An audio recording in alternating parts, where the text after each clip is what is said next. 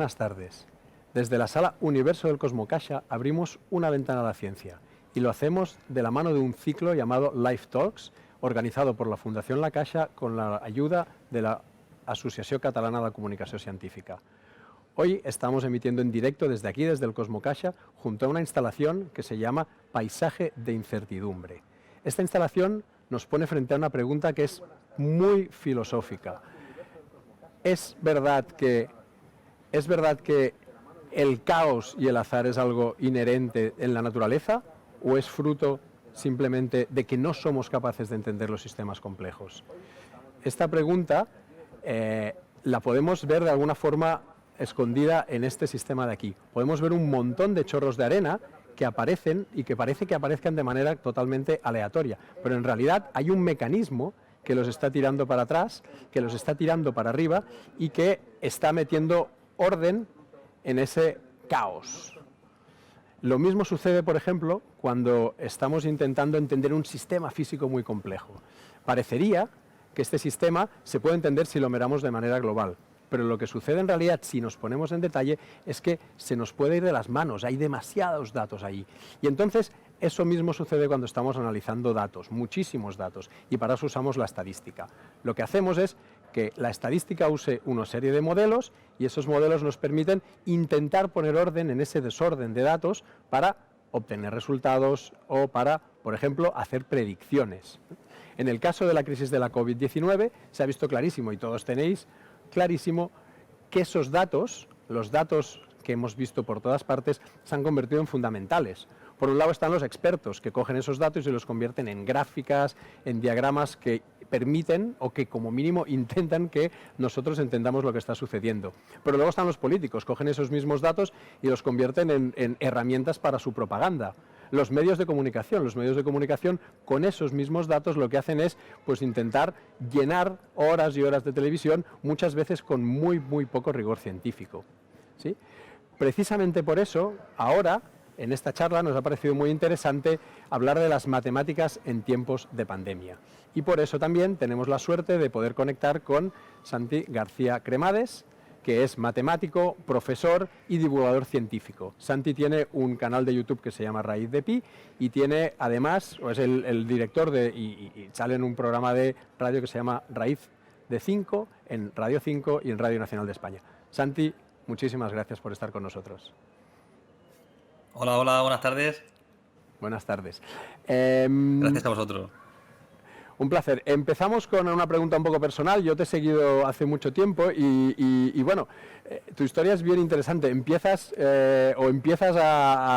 tu trayectoria como divulgador en un concurso que se llama FameLab de monólogos científicos. Tienes un canal de YouTube, te he visto tocar guitarra en televisión y cantarle a los números irracionales y a todo lo que tenga que ver con matemáticas. Entonces, tu perfil es como poco característico de lo que uno considera que es un matemático, ¿verdad? Sí, bueno, lo primero que es verdad que cuando tienes un estereotipo, romper los estereotipos siempre es un valor. A mí, desde el principio, como yo no entiendo a la comunidad matemática como ese estereotipo, porque yo he estudiado en la facultad y había de todo. Había ese estereotipo friki que yo también soy muy friki, que ser friki siempre digo que es buenísimo, es algo que es como ser coleccionista de información, es algo muy sano, siempre en el perfil sano. Y el estereotipo es aquel friki con camisa de cuadros, con bolígrafo Bic aquí, chorreando un poco de tinta si puede ser, con gafas. Bueno, pues a veces los estereotipos se cumplen y también está bien romperlos.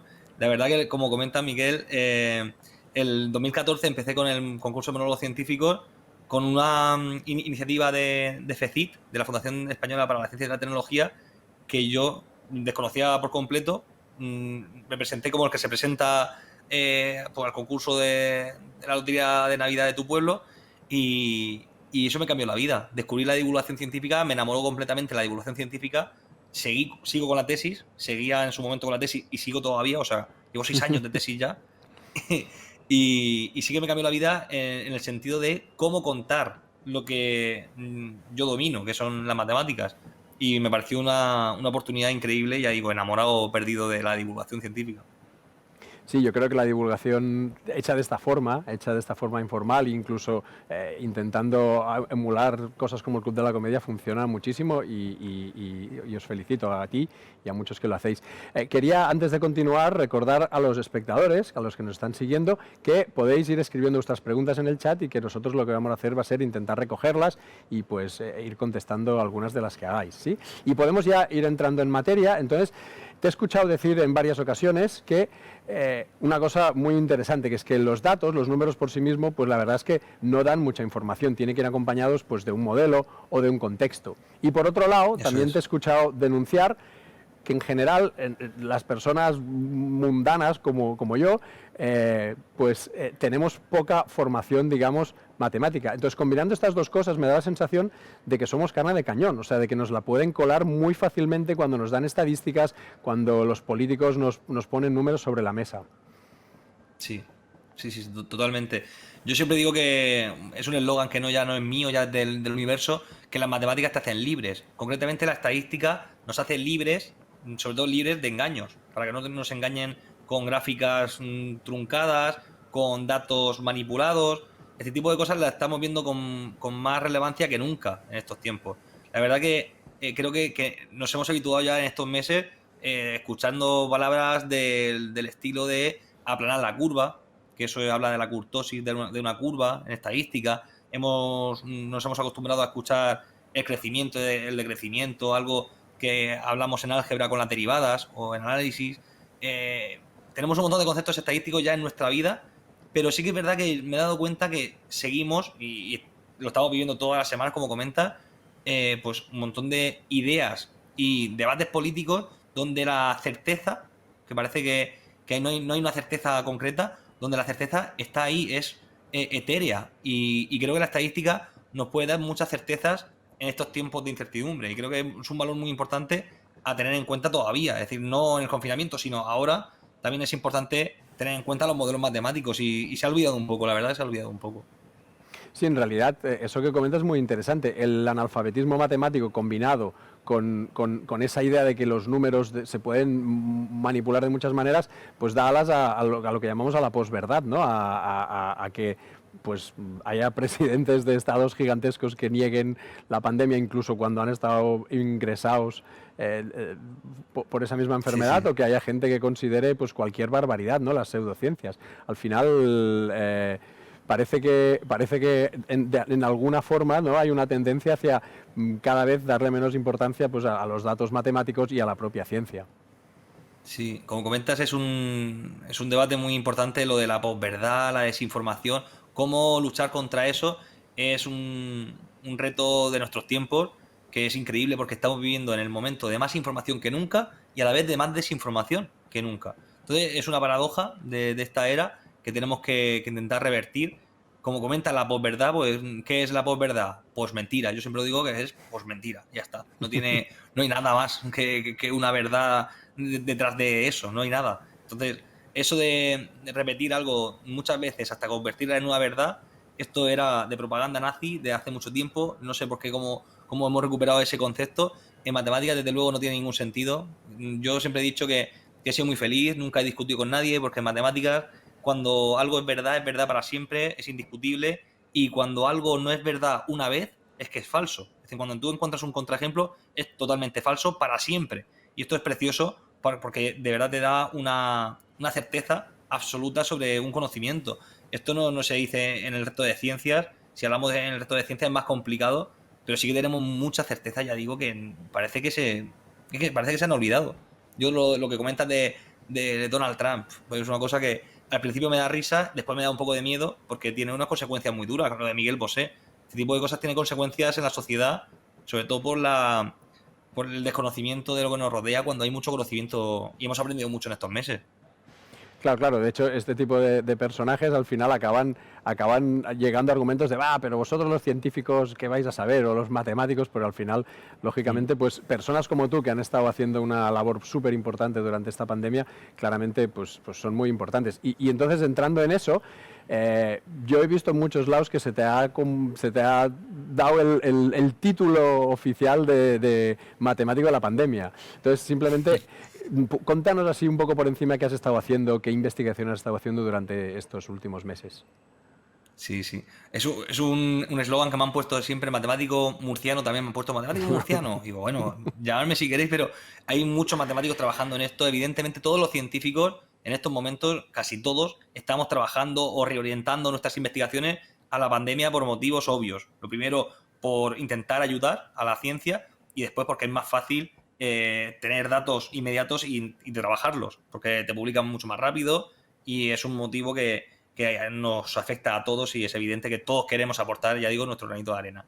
Pues yo estaba investigando sobre los modelos matemáticos aplicados a la COVID, sobre todo en la evolución de los fallecidos, que se puede adaptar a la curva que uno quiera, a la de casos, hospitalizados, UCI, la curva que uno quiera. La verdad que cada matemático, según su área, lo aplicaba con su visión. Por ejemplo, los que se aproximan a la epidemiología piensan en los modelos SIR, que esto se ha hablado muchísimo, que son modelos que trabajan las 3 letras que tiene SIR, la S de sobreexpuestos, es decir, los que están susceptibles, los que están susceptibles de tener la enfermedad, I de infectados y R de recuperados. Y trabajan ese balance de esas 3 letras. Pues bueno, yo no he trabajado ese modelo, lo he implementado en el mío.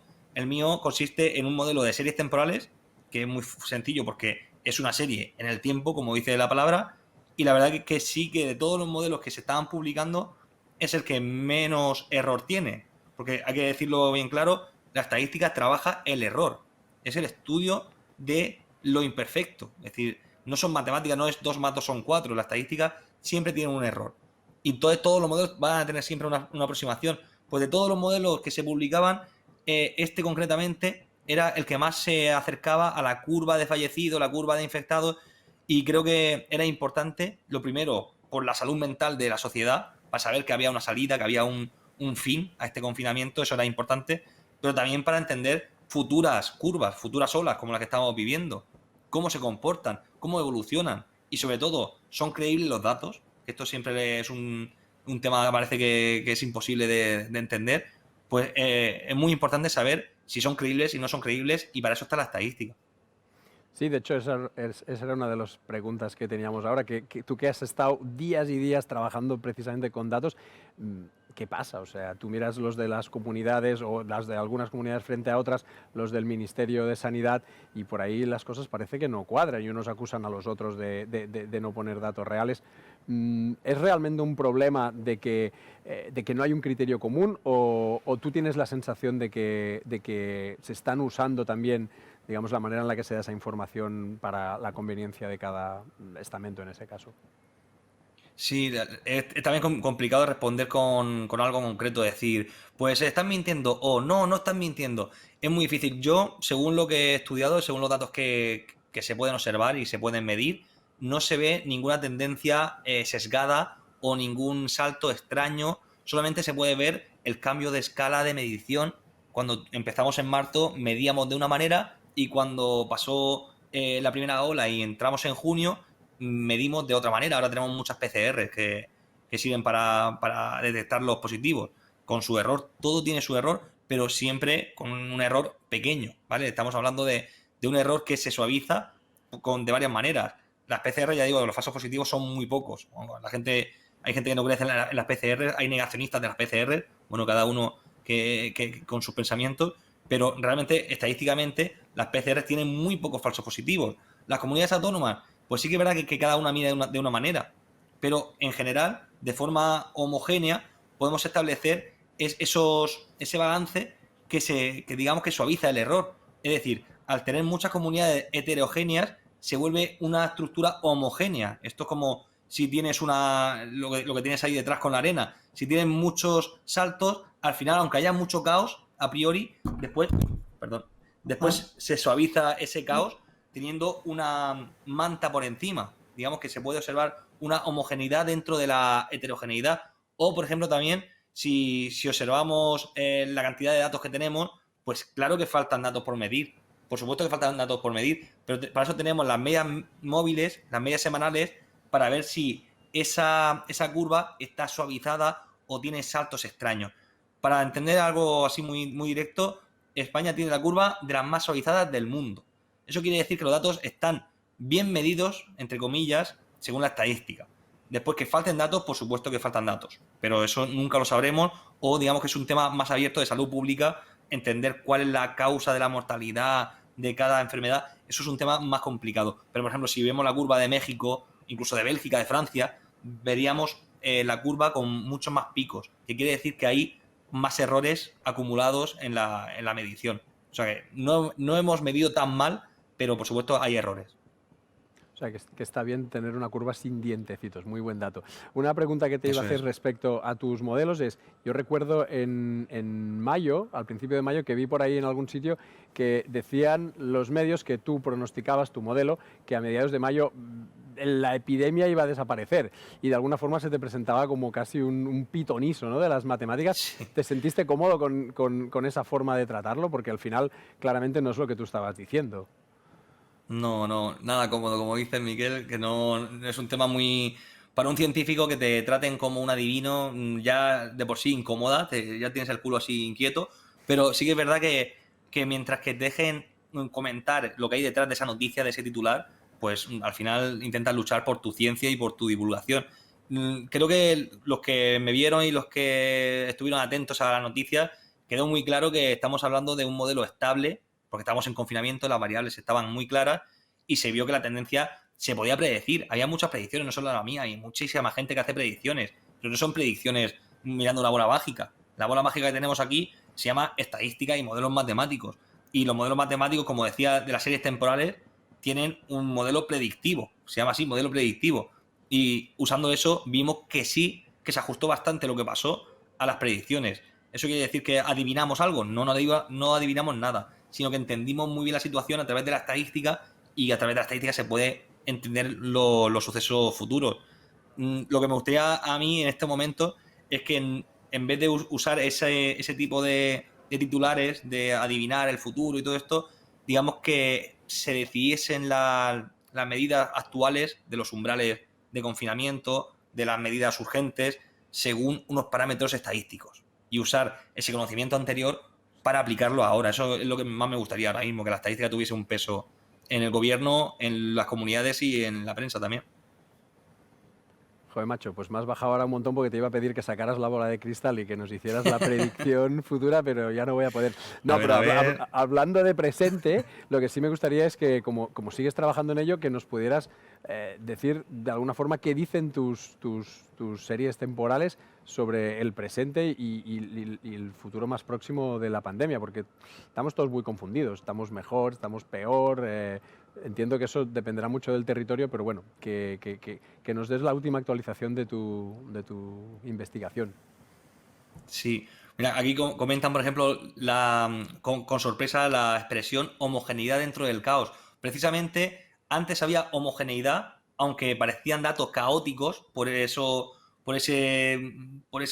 esa diferencia entre medir por comunidades diferentes, por provincias diferentes. Esa heterogeneidad se suavizaba a una homogeneidad. Ahora mismo la faena es que la estadística tiene todavía mucho que suavizar y mucho que entender porque estamos en movimientos de poblaciones caóticos. Yo no puedo adivinar qué va a pasar con cada persona si no nos confinamos. Por ejemplo, yo no quiero que nos confinemos, pero es la forma, digamos, más estable de entender las variables. Es normal, antes teníamos unas variables muy estables, ahora tenemos unas variables imposibles de predecir. Por ejemplo, hay una teoría que se llama la teoría de colas, que estudia precisamente esto. Por ejemplo, cuánto vas a tardar en llegar al trabajo. Si te duchas por la mañana, te tomas un café y coges el transporte público y llegas al trabajo, ¿qué tardarías? Pues es una teoría interesante, pero siempre sometida a mucho error. Es imposible de predecir con una exactitud muy alta por este movimiento de colas, porque si se te cruza un coche rojo justo antes de llegar, ya se te ha roto la predicción. Si justamente te pilla el semáforo en rojo, se rompe la predicción. Entonces, estamos en un entorno, digamos, muy difícil de predecir. Lo que sí que podemos predecir son curvas por provincias, por ciudades, digamos, cuando tienes una estabilidad en cada zona. Digamos que ahora hay que desagrupar y verlo a lo local. A lo global vemos una estructura un poco así rara, que está, en España la curva sigue creciendo, no de forma exponencial, no como en marzo, eso hay que tenerlo muy en cuenta, pero sigue creciendo. Se parece más a una línea que a una parábola o que a una exponencial. Pero ya digo, la observación ahora hay que hacerla a lo local. Por eso es tan importante y por eso hay que tener muy en cuenta lo que diga el Ministerio de Sanidad con las comunidades, con las consejerías de sanidad de las comunidades autónomas, es cuál es el umbral a tener en cuenta. Porque ahora mismo ese es el foco, en lo local. Si yo miro la Comunidad de Madrid o Cataluña, ¿cuál es el umbral para que ese lugar sea preocupante o sea sometido a un futuro confinamiento? Eso hay que tenerlo muy en cuenta con unas variables estadísticas. Por ejemplo, se habla mucho de la incidencia acumulada, que para mí es mi favorita porque es la más estable de todas, es la que te dice qué probabilidad hay de contagio en esa zona y es la que ha recomendado el Instituto de Salud Global de Harvard, que algo de esto también sabe. Y dentro de los umbrales, para mí ese es mi favorito, pero faltan otros. Después se habla de una población de más de 100.000, hay muchos umbrales, pero hay que tener en cuenta que eso tienen que medir los estadísticos, no solamente un consenso entre 4 políticos. Claro, o sea que de alguna forma estás haciendo aquí un llamamiento público a que haya una serie de parámetros, digamos, consensuados y que sean más o menos homogéneos, a lo mejor en función de la población, para tomar decisiones. Lo que pasa es que frente a eso también hay gente que opina que no se puede dejar de banda las particularidades, ¿no?, de cada zona. Cuando hace unas semanas pues se dijo, bueno, pues el café para todos, ¿no? Si confinan tal sitio, pues se impone que el resto que estén iguales, pero claro, decía la gente, bueno, una ciudad más pequeña. Entonces, claro, ¿cómo verías eso? Yo entiendo tu petición, pero también entiendo que, por otro lado, pues esas particularidades de alguna forma hay que tenerlas en cuenta y a veces, ¿no?, a las matemáticas les cuesta encajar estas particularidades. Claro, ¿no? Sí, por supuesto que hay muchas variables que directamente no se puede medir con una incidencia acumulada y ya está. Evidentemente hay que tomar unos parámetros, primero estadísticos, pero después hay que analizarlo según cada círculo, cada sociedad. Yo ahí ya hay que estudiarlo de otra manera. Yo soy matemático y no soy sociólogo y no soy epidemiólogo tampoco. Simplemente tiene que tener un sentido la parte estadística. Y tenemos que sentarnos seguramente en mesas con diferentes áreas científicas y decidir según un montón de parámetros que ahora mismo no sabría ni cuál decirte. Pero sí que es verdad que la incidencia acumulada se ha tenido en cuenta y han dicho que a partir de 500 es preocupante, pero por otro lado ponen una población de más de 100.000 y te has cargado casi todos los pueblos con una incidencia acumulada por encima incluso de 5.000. Estamos hablando de poblaciones que tienen 5% de personas contagiadas. Y no solamente eso sería lo importante, sino no hay ningún umbral, ninguno de lo que se ha establecido de la evolución de esa curva. O sea, estamos hablando de un momento puntual que yo entiendo que cuando tú dices, es que mi pueblo tiene un 2% de contagiados, es preocupante. Pero sobre todo, cuando está creciendo y está aumentando cada semana. Ese dato también es importante a medir y eso no se ha medido en ningún sitio, pero ni en España, ni en Nueva York, ni en Berlín, ni en París. Y eso me sorprende muchísimo que se tiene en cuenta algunas variables como la incidencia acumulada, que esa ya digo que es mi favorita, está muy bien, pero ¿dónde está la evolución de esa curva? Igual es la curva de hospitalizados la que hay que tener en cuenta, o la de las UCIs. Y digo, eso ya es un tema que los de salud pública intervendrían y dirían, bueno, pues las de UCIs. Pero eso no se tiene en cuenta, solamente se tiene en cuenta momentos puntuales y no la evolución de esos datos. Claro, entonces aquí estás poniendo sobre la mesa un tema muy interesante que es una cosa que yo siempre reivindico, que al final nos hemos especializado tanto en el mundo de las ciencias, el que es estadístico, experto pues, en series temporales, el que se dedica a una investigación súper concreta de algo, luego el político. Entonces, tú lo dices, o sea, tendríamos que en estos casos hacer que hablaran todas estas disciplinas entre sí y que no solo, como tú dices, pues un grupo de epidemiólogos o un grupo incluso de políticos tomaran estas decisiones y se necesita esa figura de pues alguien que sea capaz de coordinar un equipo pues mucho más multidisciplinar, ¿no? Al final, el problema que a veces tiene la ciencia es que ha perdido yo siempre pienso en el carácter humanista de gente como Da Vinci, la época del Renacimiento, que era gente que sabía de arte, de matemáticas, de física, y eso lo hemos perdido por la manera en la que funciona la ciencia, porque tenemos que especializarnos y publicar artículos, pero como mínimo lo que podemos hacer es juntar a muchas de esas personalidades que tienen su especialidad para que hablen entre ellos y como tú dices, pues añadan conceptos estadísticos a conceptos epidemiológicos. Sí, sí.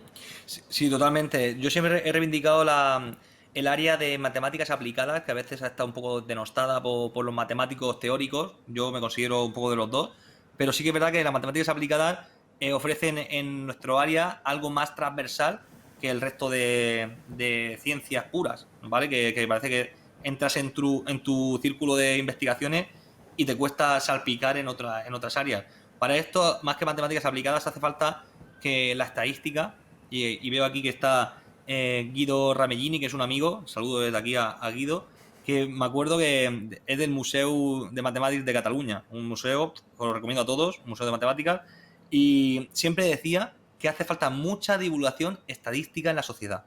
Y hay muy poquita divulgación estadística, hay mucha divulgación matemática, y hay grandes divulgadores matemáticos en todo el mundo, desde Martin Gardner antes a Eduardo Sá de Cabezón, bueno, hay por todos lados charlas muy grandes de matemáticas, muy épicas, pero falta de estadística. Y precisamente la estadística, yo siempre he comentado que es algo muy transversal, porque si el mundo de las matemáticas es perfecto, digamos que ahí no falla, hablamos de teoremas, de verdades absolutas, el mundo humano es imperfecto. Esto ya lo decían los platónicos, ¿no? Está el mundo de lo sensible, el humano, y el mundo de lo divino, de lo perfecto.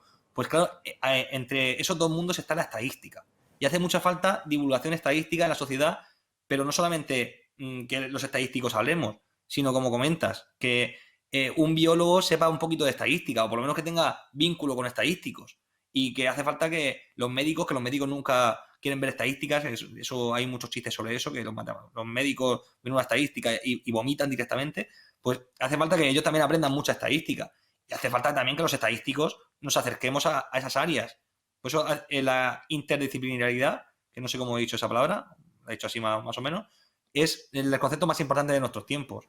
Como comentas, ser un Da Vinci actualmente es imposible, pero al menos acercarte y abrir los codos y los brazos, que tanto damos el codo, pues abrir los brazos al nuevo mundo y que es todo transversal, es básico. Y reivindico también la figura de la bioinformática, que está ahora mismo creciendo como la espuma, como el virus casi, y hace falta también entender que la bioinformática va a ser la revolución de la bio todo, es decir, de la medicina, de la EPI, de la epidemiología y de todo. Súper, me apunto este concepto de bioinformática. Te quería comentar, aterrizando otra vez un poco al estudio que estás haciendo, simplemente, ¿pueden las matemáticas de alguna forma explicar por qué España está sufriendo la segunda ola con una intensidad más grande que países de nuestro entorno y que tienen características similares? ¿Hay alguna manera, digamos, mirando estas... Entiendo que estas series las que tú trabajas pueden hacer predicciones, pero no sé si también permiten hacer interpretaciones, interpretar el por qué. Pues aquí corto el rollo porque no, porque ahí no tenemos ni idea. Mira que estamos deseando dar información. Por ejemplo, antes, hago un paréntesis, antes de verano, la gran pregunta era si el virus era estacional, tenía un carácter estacional, y si en verano podíamos ir a la playa, ¿no? Eso era crítico, queríamos saberlo todo por la economía, por la salud mental, para la salud global y todo. Y resulta que había muchos artículos que identificaban que el virus tenía cierta estacionalidad, pero no se vio ningún artículo serio que dijese que con el verano se iba a acabar el virus. De hecho, no se acabó, como hemos comprobado en agosto. Entonces, este tipo de artículos que se publican y podemos recogerlos y contrastarlos, pues hace falta hacer análisis meta, es decir, metaanálisis entre todos para entender qué hay de cierto y qué no hay de cierto de las conclusiones que vamos sacando. El virus no ha sido estacional, eso lo hemos visto, pero ya estaba la acción matemática contra el coronavirus, que es una comunidad que está trabajando también en esto, ya comunicó al Ministerio de Sanidad que esto tuviese en cuenta que no es estacional, que el virus no se va a acabar en verano. Y ahora, como comentas, saber cuáles son las claves, por qué tenemos aquí más infectados que en ningún sitio, aunque estamos viendo ya que en Francia, Alemania nos están pillando ya en la curva, tampoco es que ellos sean inmunes al crecimiento del virus. Pero el por qué, como comentas, el por qué es imposible de responder con una frase. Esto es como una tesis doctoral. Si una tesis doctoral tiene una frase, es que no es suficientemente especializada. Entonces, si te respondo con una frase, sería imposible. Ahí mismo no tenemos ni idea, pero hay muchas variables que se están teniendo en cuenta. Se está teniendo en cuenta el calor, es una variable fundamental. Eso sí, no quiere decir que el calor elimine el virus, sino que es una variable importante. Y cuidado con la correlación, que muchas veces algo tiene correlación, pero no quiere decir que sea la causa y efecto de ese movimiento. Entonces, el calor, la salinidad del aire se está estudiando, la altitud de los lugares y, por supuesto, la variable que más tenemos en cuenta y hay que tener en cuenta es la interacción interfamiliar, no intrafamiliar, que es dentro de la familia, sino interfamiliar, entre familias, que eso es lo que se intenta reducir. Esa es la variable más clave. Cómo interactuamos las sociedades entre familias diferentes. Pues aquí se ve que eso seguiremos estudiándolo, pero se ve que en España pues tenemos más contacto, más movimiento y algo que no sabemos, que ya no sé qué decir, pero sí que hay variables a tener en cuenta y a tener observación todavía. No hay una respuesta directa, vamos. O sea que en esa mesa de expertos que hemos puesto epidemiólogos, hemos puesto estadísticos, también tenemos que poner algún sociólogo para que nos intente ayudar un poquito con todo esto. Desde luego. Bueno, muchas gracias. Tenemos que ir acabando, pero por aquí hay un comentario de Xavier Márquez, muy interesante, que hace referencia al Premio Nobel de Matemáticas de este año, que tiene que ver con la estadística. Yo no sé si estarás contento, ¿no? Que tiene que ver, por aquí comentan, yo no era consciente, pero que ha sido, el Premio Nobel de Economía, que se ha otorgado a una disciplina estadística aplicada al desarrollo económico de regiones subdesarrolladas. No sé si estás al tanto de esto y sabes un poco sobre lo que ha consistido este premio. Sí, bueno, no sé muy bien el premio, cuál es la investigación, pero sí que es verdad que me has dado en la patata cuando has dicho Nobel de Matemáticas, porque no tenemos. Entonces es un dolor que me has hecho. Pero sí que es verdad que normalmente en economía casi todas las investigaciones tienen detrás muchas matemáticas, porque es la forma de objetivar la economía. Sobre todo hay una disciplina en la que yo doy clase también en la Universidad de Elche, que se llama econometría. Y la econometría es la clave para saber qué medida afecta a qué otra variable, ¿vale? Cualquier medida que haga el Ministerio de Economía tiene siempre detrás económetras, creo que se llaman, económetras, y estudian estas variables cómo afectan al sistema de economía global. Y esto es muy importante porque, de hecho, y como curiosidad, como no sé de qué va la investigación del premio Nobel, me lo apunto como deber, pero sí que un modelo econométrico fue el que apliqué para el desarrollo del coronavirus, hablando de esto de algo transversal. Es decir, un modelo que se aplica en la economía, yo lo apliqué, se llama un modelo ARIMA, son modelos que tienen autorregresión, es decir, que se explican a ellos mismos. Tú aprendes como en la vida, aprendemos de la experiencia. Pues es un modelo que se aplica en la economía y yo lo apliqué al virus. Y ya digo que fue el modelo o de los modelos que más se aproximaba a la realidad. Como curiosidad, ya está. Ya no digo más. Pues muchísimas gracias, Santi. Como hemos dicho, matemático, profesor, divulgador. Si queréis visitar su canal de YouTube, ya lo he dicho, Raíz de Pi. Como él comentaba, todo se llama Raíz de Pi el canal de YouTube, Raíz de 5 el programa de radio, Raíz de 2 me has dicho, ¿no? Tu página web. Lo podéis ver en muchísimos medios, y tengo que agradecerte porque has puesto nombre a algo que yo cada mañana experimento, que es la teoría de colas. O sea, yo cada mañana hago ingeniería y ciencia para conseguir apurar el café al máximo, y un día de estos pues la teoría de colas me va a salir por la culata, pero bueno, creo que en eso los españoles somos expertos, en la teoría de colas por la mañana. Lo dicho, muchísimas gracias, espero que a los espectadores os haya parecido interesante, podéis seguirle durante estos próximos meses, esperemos que como mínimo su tarea de divulgación relacionada con la COVID se acabe pronto. Le podremos seguir hablando de otras cosas, pero esperemos que no tenga que hablar mucho más tiempo. Ojalá. Y aprovecho entonces para comentar, lo tengo aquí apuntado, que la semana que viene habrá, de hecho vamos a ir haciendo ciclos de estas charlas de Live Talk cada semana, y la semana que viene tendremos a Jordi Llorca, que es químico catedrático de la Universidad Politécnica de Cataluña, y hablará en una charla que se llama Un viaje a los orígenes de la vida. Así que os esperamos la semana que viene. Muchísimas gracias por estar aquí con nosotros y que tengáis una buena semana.